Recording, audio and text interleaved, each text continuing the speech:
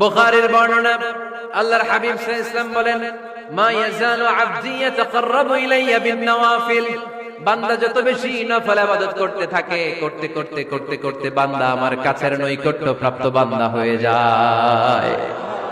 হাত্তা উহিব্বাহু, এরপর আমি আমার বান্দারে এত ভালোবাসি, কুনতু সামআহুল্লাযী ইয়াসমাউ বিহি, বান্দা যখন শুনে সে তার নিজের কান দিয়ে শুনে না, আমি আল্লাহর কানে শুনি। কুনতু বাসারাহুল্লাযী ইউবসিরু বিহি, বান্দা যখন দেখে নিজের চোখে দেখে না, আমি আল্লাহর চোখে দেখে। ওয়া ইয়াদাহুল্লাতী ইয়াবতিশু বিহা, বান্দা যখন কিছু ধরে বান্দার হাতে ধরে না, আমি আল্লাহর হাতে ধরে।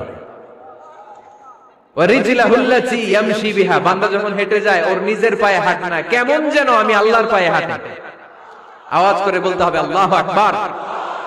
মানে আল্লাহ বুঝাতে চাইলেন আমি তখন তার কান হয়ে যাই, আমি তখন তার চোখ হয়ে যাই, আমি তখন তার হাত হয়ে যাই, আমি তখন তার পা হয়ে যাই। আমার আর তার মাঝে আর কোনো ফারাক থাকে না, সে আমার একেবারে নিকটে চলে আসে। আওয়াজ করে পড়েন সুবহানাল্লাহ। এজন্য বিশ্বনবী সাল্লাল্লাহু আলাইহি ওয়াসাল্লাম বদরের প্রান্তরে তলোয়ার নাই, ঘোড়া নাই, ওট নাই, সৈন্য সামন্ত নাই, না খেয়ে হাড্ডি সারা ৩১৩ জন মুসলমানকে নিয়ে আল্লাহর উপর ভরসা করে বদরের প্রান্তরে দাঁড়ালেন। আর ওইদিকে কাফেরদের সৈন্যবাহিনী ছিল ১০০০। কয় হাজার? মুসলমান কয়জন? মাত্র ৩১৩ জন। ওদের কাছে অস্ত্র শস্ত্রে সজ্জিত সেনাবাহিনী, বিশ্বনবীর ৩১৩ জনের কাছে তলোয়ার নাই, ঘোড়া নাই, কিচ্ছু নাই। বিশ্বনবী আল্লাহর উপর ভরসা করে এক মুষ্টি বালি নিয়ে, ওয়াশাহাতিল ওযু, কাফেরদের চোখগুলো ধ্বংস হোক বলে তিনি বালুগুলো ছড়িয়ে দিলেন। মুহূর্তের মধ্যে ১০০০ সৈন্যবাহিনীর কাফের সৈনিকদের চোখের মধ্যে ধূলিকণা পৌঁছে দিল কে? আল্লাহর হাবিব সাল্লাল্লাহু আলাইহি ওয়াসাল্লাম বদরের প্রান্তর থেকে এক মুষ্টি বালু নিয়ে বললেন শাহাতিল ওযু, বলে তিনি বালু ছুড়ে মারলেন। ১০০০ সৈন্যবাহিনীর চোখের মধ্যে বালু ছড়াই দিছে কে?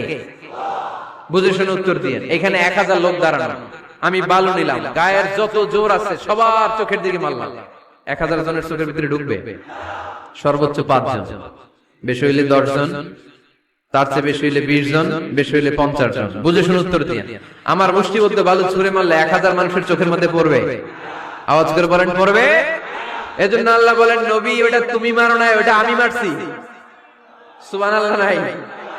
আল্লাহ বিশ্বনবীর ডেকে বলেন ওমা রামাইতা ইয রামাইতা ওয়ালাকিন্নাল্লাহা রামা।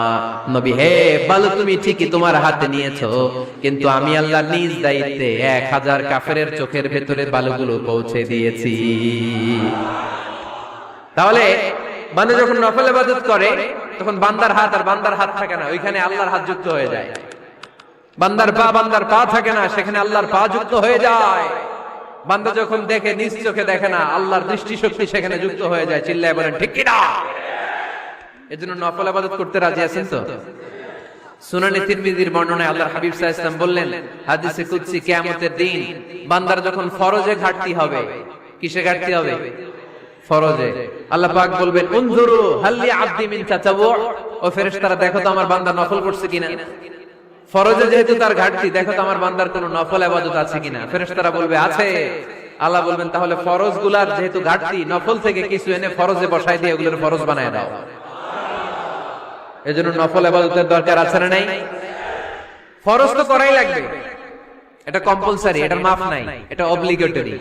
নফল করে আল্লাহর কাছে যাওয়া যায়, নফল হচ্ছে ওভারটাইম।